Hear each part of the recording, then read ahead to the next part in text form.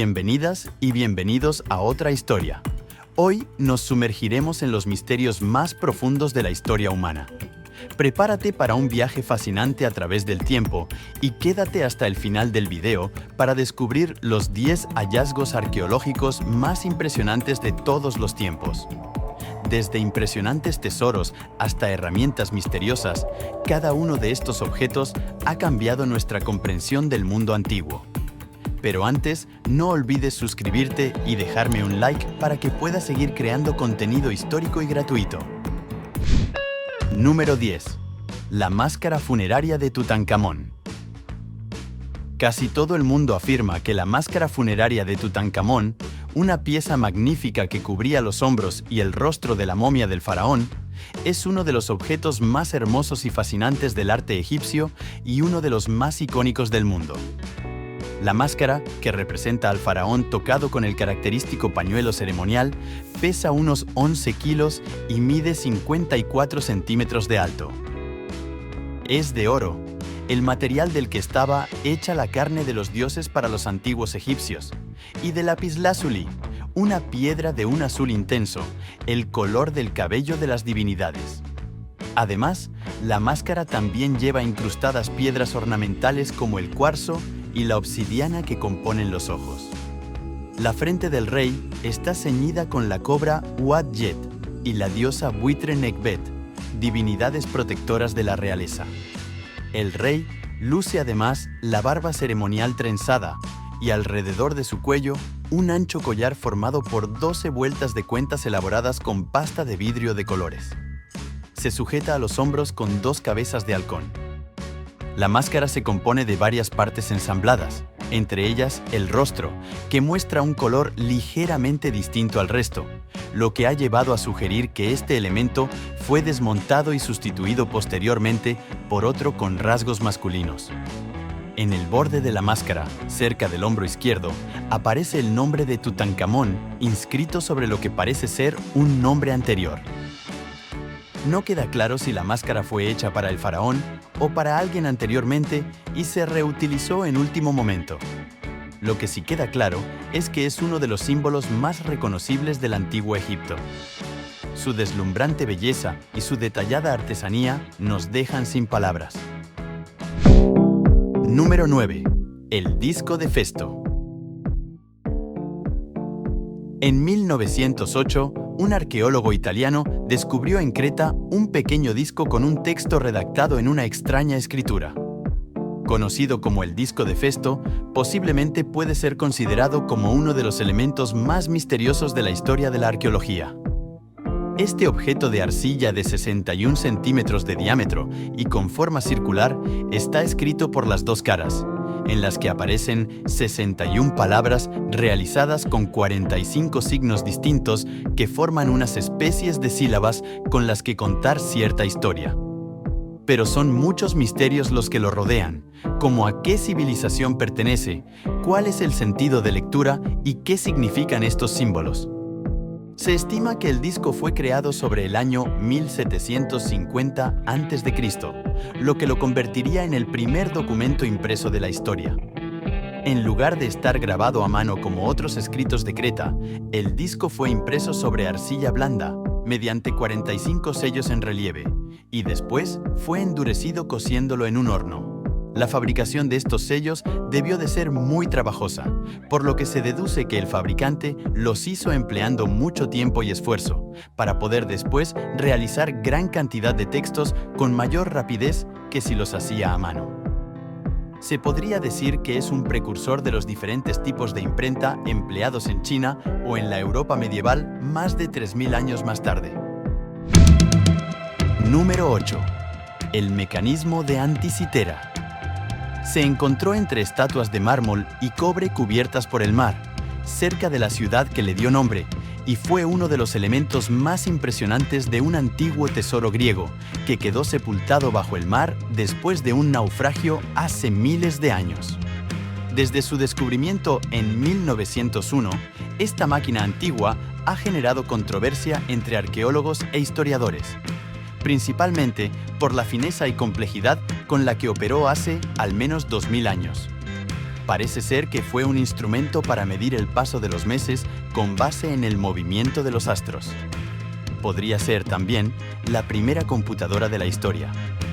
A partir de los fragmentos encontrados, se sugirió que pudiera ser la primera computadora con un calendario lunar y solar. En la antigüedad, es probable que se empleara para calcular los movimientos de los planetas y las estrellas. Los investigadores piensan que se trata de un tipo de astrolabio antiguo que se empleaba en la navegación marítima. Después de hacer reproducciones del mecanismo, su complejidad y precisión para calcular eventos astronómicos sigue asombrando a científicos y arqueólogos. Número 7. Los rollos del Mar Muerto. Sucedió en la década de los años 40 del siglo pasado, cuando, al adentrarse al sistema de cuevas de Qumran, en Israel, un equipo de arqueólogos descubrió una serie de papiros escritos en arameo, griego y hebreo. Al extenderlos, se dieron cuenta de que contenían información nunca antes vista sobre pasajes bíblicos y sobre otras religiones que se desarrollaron antiguamente en la región. Por el lugar en el que fueron descubiertos, se les nombró como los rollos del Mar Muerto. Nunca antes se había encontrado un registro tan antiguo que diera fe sobre los relatos contenidos en la Biblia. Por el contrario, los arqueólogos se sorprendieron al leer pasajes del Deuteronomio y otros libros del Antiguo Testamento. Se estima que hace unos 2100 años, los antiguos escribas ocultaron los papiros en el interior de cuevas al norte del Mar Muerto para protegerlos. En aquel entonces, se pensaba que la información que quedó impresa en los pergaminos venía directamente de comunicación divina. Por ello, también, se consideraban documentos sagrados.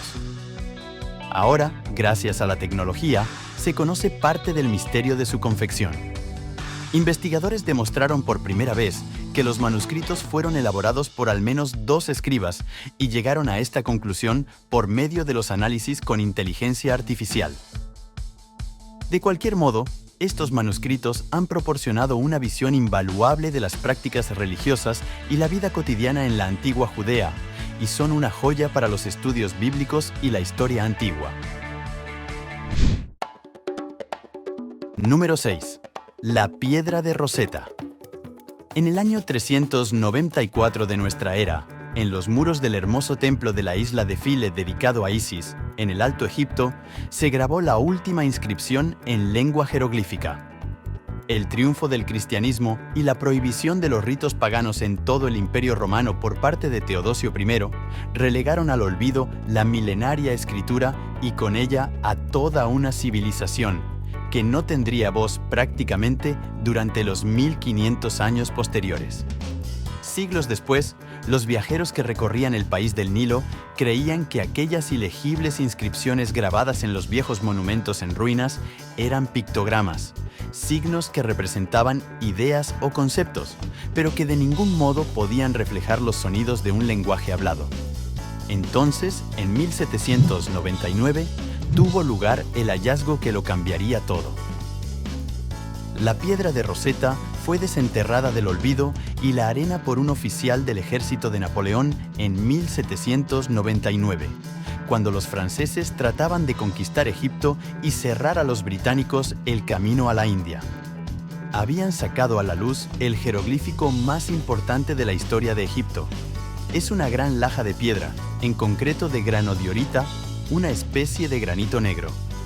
Pesa 760 kilos y mide 114 centímetros de alto, 72 centímetros de ancho y 27 de profundidad, con un mismo texto grabado en 3 escrituras: jeroglífica, demótica y griega. ¿Pero qué hace a la piedra de Rosetta tan especial? La clave está en su trilingüismo. Las 3 inscripciones son versiones del mismo texto. Un decreto emitido en el 196 a.C. en nombre del faraón Ptolomeo V. Esta característica permitió a los lingüistas utilizar el griego, un idioma que ya podían leer, como base para descifrar los jeroglíficos y el demótico, lo que había sido un misterio hasta entonces. Número 5. Tesoro de Sutton Hoo. En 1939, Basil Brown, un arqueólogo autodidacta, descubrió en el sureste de Inglaterra un enterramiento anglosajón en un barco funerario de casi 27 metros de largo, con un magnífico ajuar de más de un milenio de antigüedad.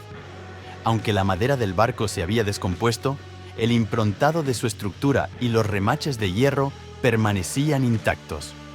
El barco contenía un tesoro impresionante: armas, joyas, utensilios de oro y plata y otras piezas de valor incalculable.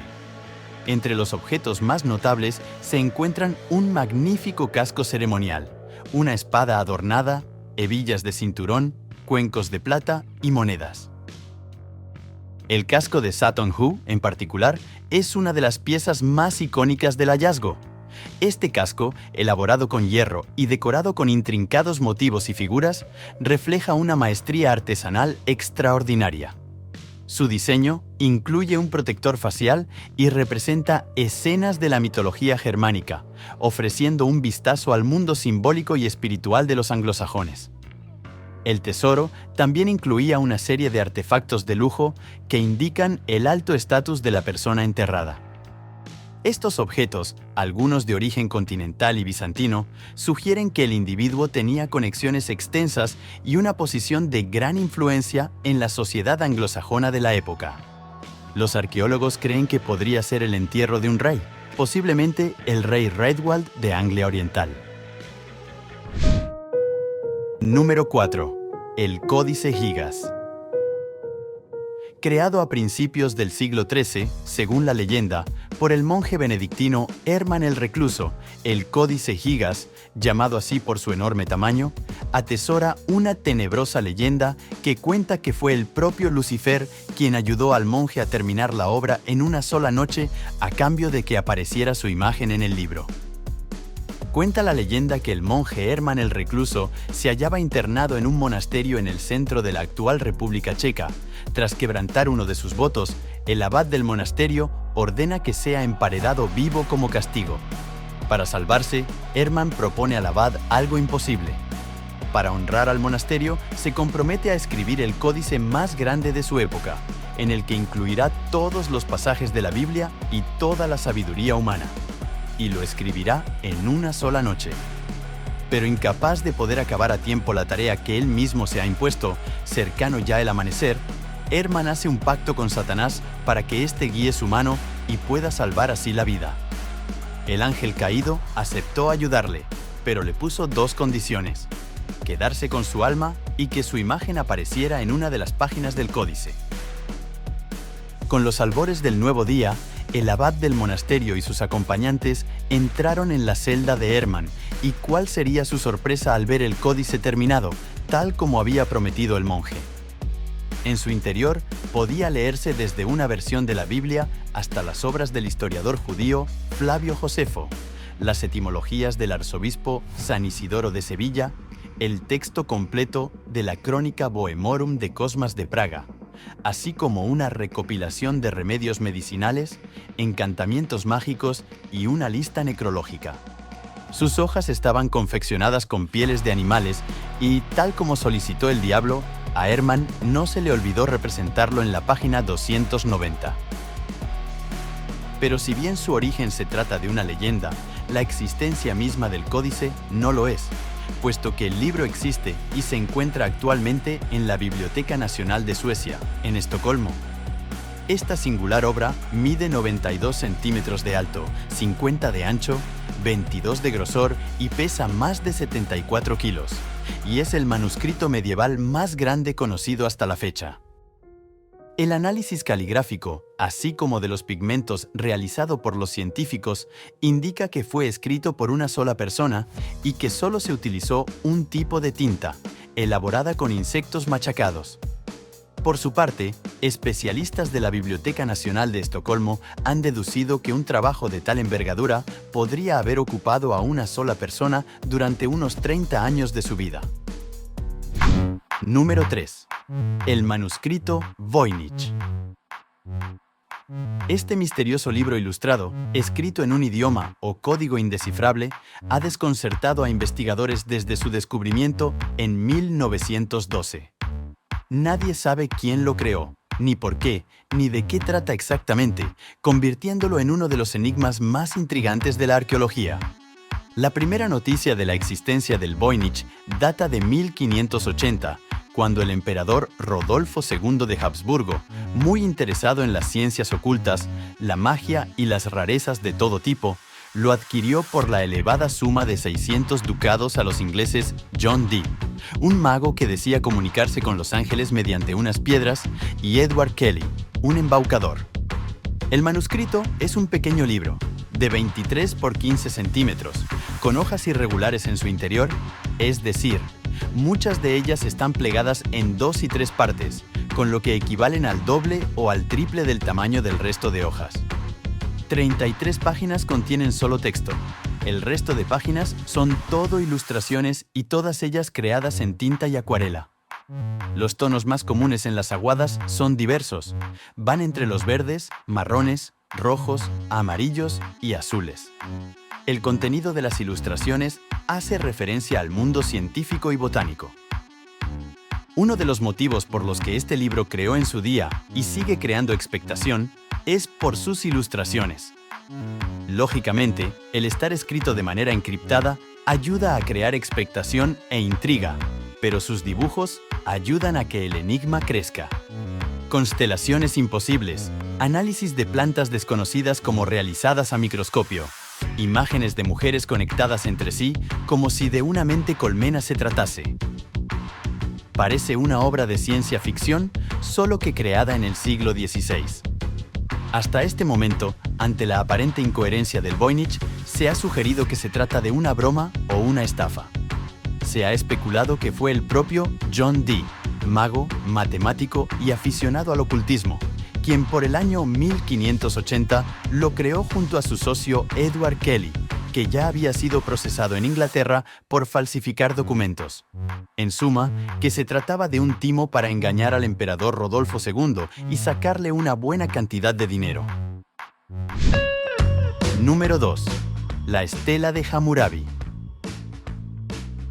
Consiste en un monolito de basalto negro grabado, de más de 2 metros de altura por 50 centímetros en su zona más ancha.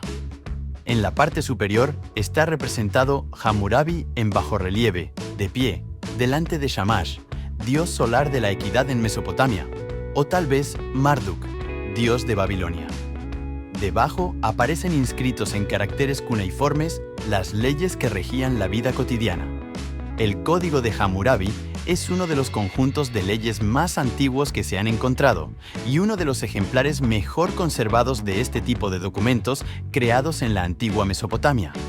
Se basa en la aplicación de la ley del talión y es también uno de los más tempranos ejemplos del principio de presunción de inocencia, pues sugiere que el acusado o el acusador tienen la oportunidad de aportar pruebas.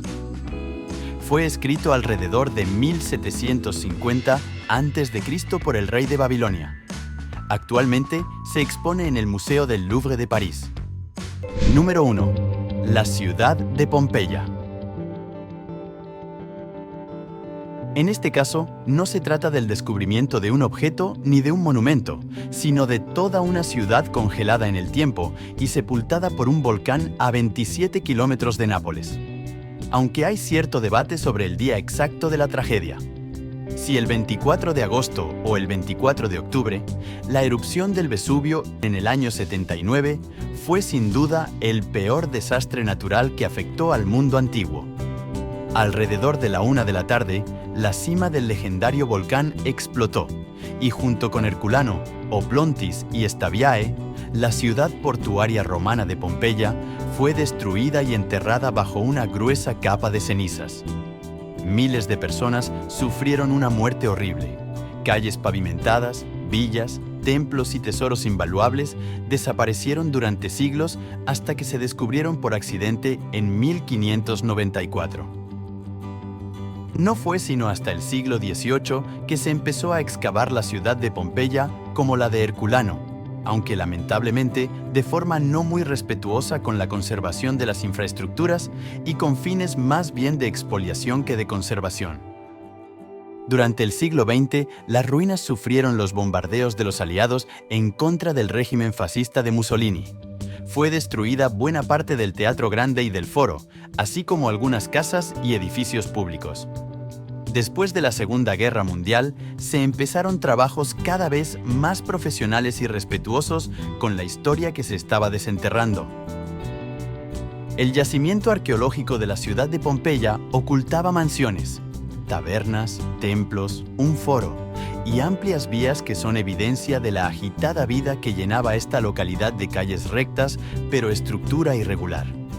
Dentro de estas estancias se han conservado carteles, pinturas, muebles, recipientes y otros objetos de la vida cotidiana construidos con materiales como la madera, el mimbre, el vidrio o una cerámica rojiza conocida como terra sigillata, un tipo de arcilla muy codiciado. En las grandes villas también se han localizado estancias parecidas a unas cuadras que contenían restos de caballos que habían sido preparados para la huida de la ciudad en el momento de la erupción del volcán. Estos descubrimientos arqueológicos no solo son piezas impresionantes de nuestro patrimonio cultural, sino que también nos ofrecen pistas invaluables sobre las civilizaciones antiguas y sus misterios. Si te ha gustado este viaje arqueológico, no olvides darle like, suscribirte y activar la campanita para no perderte ningún nuevo video histórico cada domingo. ¡Hasta la próxima!